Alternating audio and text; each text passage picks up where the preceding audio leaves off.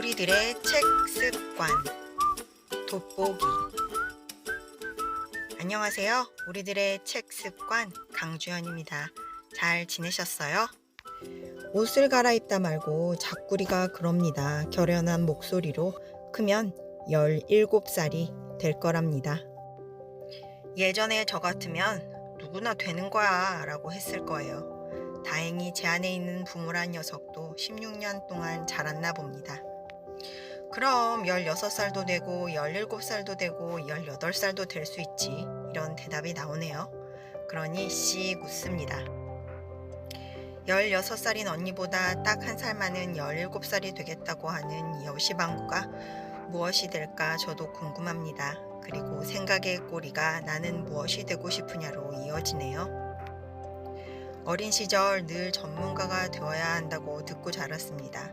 불안한 고용시장에 평생 안정된 직업, 전문인, 뭐에 전문인이 되어야 한다고 아무도 가르쳐주지 않았지만 하여튼 전문인에 대한 장점은 확실했습니다.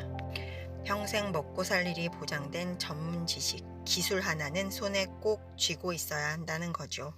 그런데 앞에 전문가가 붙은 사람들을 보면 전 그런 생각을 합니다.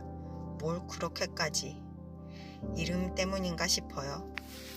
제 이름 가운데 들어가는 주자는 한자로 두루주자입니다. 유명하다는 장명가를 찾아가 지었다는데 장명가가 유명하긴 한가 봐요. 제 이름과 같은 이름도 심심치 않게 만날 수 있는 걸 보면 말입니다. 전 한때 그 주자가 마음에 안 들었어요. 두루두루 뭔가 휘뚜루마뚜루 아닌가 싶어서요. 뭐 하나 특별하게 잘하는 거 없이 이것저것 적당히 하다만다는 이야기 같아 전문가하고는 거리가 멀어 보입니다. 제 팔이 목숨이 달린 의사 선생님이야 전문가를 만나고 싶습니다. 피 같은 한 푼이 달린 일이라면 회계 전문가를 만나고 싶을 것 같습니다. 근데 그 전문가라는 사람들이 때로는 참 외롭겠다는 생각이 듭니다. 관심 없는 남들에겐 쓸데없는 것, 굳이 알고 싶지 않은 일에 하나의 평생을 바치니까요. 재미가 있으면 좋겠지만 재미가 없다면 백날 첫날 같은 것만 보고 사는 것이 지루하지 않을까 싶습니다. 오지랖이죠. 여하튼 그들이 높은 임금을 받는 건 외로움의 대가가 아닌가 합니다. 외로울수록 대가가 커져야겠죠. 가끔 높은 임금을 못 받는데도 외롭도록 한 우물을 파는 분들이 있습니다. 즐긴다는 얘기겠죠. 그래서인지 돈을 못 버는 것도 개념치 않아 보입니다. 이래저래 전문가들을 존경합니다. 그럼 제가 관심 많은 교육 전문가는 어떤가 생각해 봅니다. 희한하게도 교육 전문가는 외롭지가 않습니다. 오히려 훈수를 두는 이들이 너무 많아 어느 유명한 교육가는 비행기에선 절대로 직업이 교육가라고 말하지 않는다고 해요. 말하는 순간 자기는 틀린 거니까요. 교육에 관심 없는 사람은 없습니다. 자기 개발이든 육아든 평생 교육이든 뭐 하나는 걸치게 되어 있잖아요.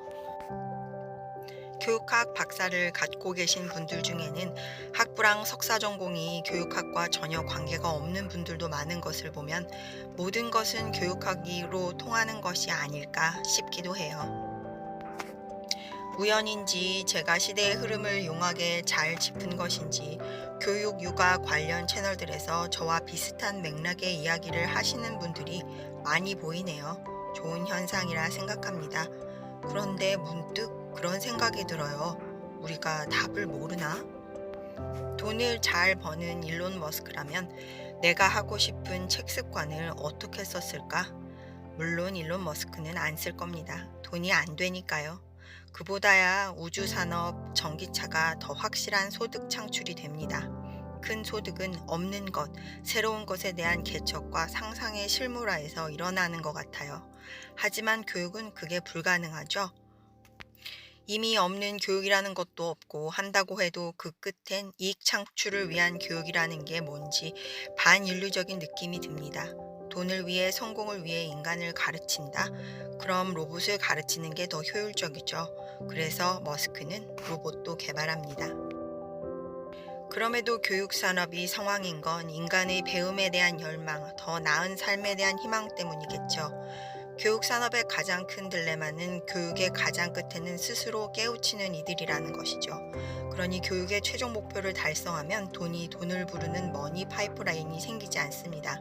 그런데 다행인지 불행인지 깨달음을 얻은 경우보다 배워야 하는 경우가 많아 교육계는 상황입니다. 큰 돈은 안 되겠지만 자선 사업이라고 생각해서 머스크가 책을 굳이 쓴다면 제일 먼저 용어를 정리했을 것 같습니다. 두리뭉실하게 다 때려 넣은 제가 애용하는 애매모호한 관계라는 말 대신 가족관계, 친구관계, 사회와의 관계, 국가와의 관계로 나누고 각 관계를 세부 덕목으로 사회성, 감정, 정체성, 자존감, 인, 도덕, 예의 등 이런 세부 항목으로 나눠질 거예요. 어쩌면 세부 항목부터 다를 수 있을 것 같기도 합니다.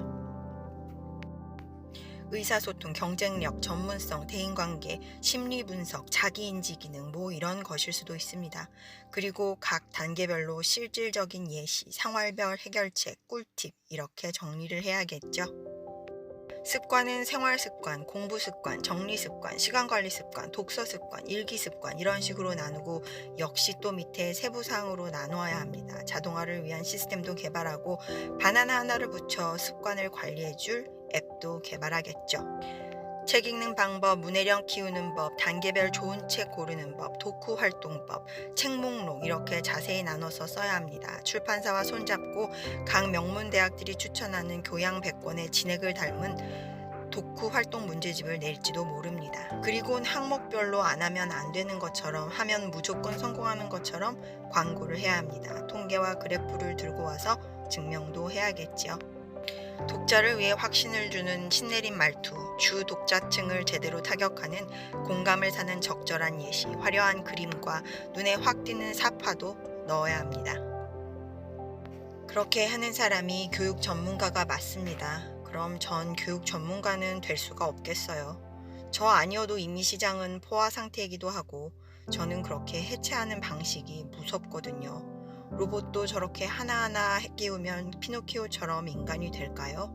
그렇게 하나하나 나열하다 진심 하나 빠뜨리면 어쩌나요? 진심을 넣긴 넣을 수 있는 건가요? 상상력이 없는 저는 피노키오는 인간이 되지 않을 거란 생각에 전문가는 포기합니다. 그럼 교육가가 되어야 하나 또 생각해 봅니다. 가르치고 키우는 사람. 전문가보다는 상상이 됩니다. 필요한 것도 같습니다. 그런데 가르치는 게 영 마음에 걸려요. 안 가르쳐도 잘하는 아이들도 있는데 제가 키우는 것보다 아이들 스스로 크는 게 더 많다는 생각이 미안함이 듭니다. 그나마 선생이 나아 보이네요. 운이 좋아 먼저 태어나서 먼저 살긴 했으니까요. 그래서 먼저 살아본 이야기를 해줘야겠다 생각해 봅니다. 아이들에게 물어보면 돈을 많이 벌고 싶다고 합니다. 선생을 잘못 만났네요. 전 방법을 모르니까요. 돈을 많이 벌고 싶다는 뒤따라오는 세대한테 무슨 말을 해줘야 될까요? 존경은 못 받겠지만 내가 하는 것과 딱 반대로만 하면 된다는 생생한 경험담을 들려줄 수 있겠네요. 내가 할 수 있는 한 최대한 넓게, 최대한 깊게, 그리고 최대한 진솔하게 내가 성공한 이야기, 실패한 이야기를 해주는 것이 제가 하고 싶은 일인가 생각해 봅니다. 그중 제일 어려운 일은 아마도 제가 살아본 이야기가 무조건 맞다고 우기지 않는 것이겠죠. 제가 맞았는지 틀렸는지 도움이 됐는지 안 됐는지는 결국 아이들이 판단하는 거니까요. 결국 같이 가는 것만이 가능하겠네요. 이렇게 저는 오늘도 무직입니다. 아무짝에도 쓸모없는 글 뒤에 넋두리 뒤에 숨지 말고 숨지 않고 숨지 않으려고 무서운 마음이 들더라도 미안한 마음이 들더라도 창피한 마음이 들더라도 하나를 골라 마음에 드는 답 가까이 가기 위해 한 발짝을 디디며 사는 모든 이들이 애잔하고 또 대단하게 느껴집니다. 자세히 들여다보고 싶진 않아서 안경도 안 닦고 살았는데 습관 삼아 글을 쓰니 제 마음을 돋보기로 보듯 들여다보게 됩니다. 아마도 그래서 나이 들면 돋보기도 쓰게 되는 것이 자연의 섭리인가 봐요. 깊은 산속 1급수 계곡물 같은 아이들 마음을 돋보기로 보면 얼마나 재밌을까요? 무지갯빛 송사리를 따라 요리조리 움직이면 시간이 가는 줄 모를 텐데요. 길이 보이지 않을 때, 넘어졌을 때, 넘실대는 감정에 급류가 휘몰아칠 때도 송사리 쫓던 재미로 시작한 글 돋보기를 습관 삼아 깨달음에 이르기를 응원합니다. 여러분의 책 습관은 어땠어요? 습관 삼아 돌아올게요. 우리들의 책 습관이었습니다.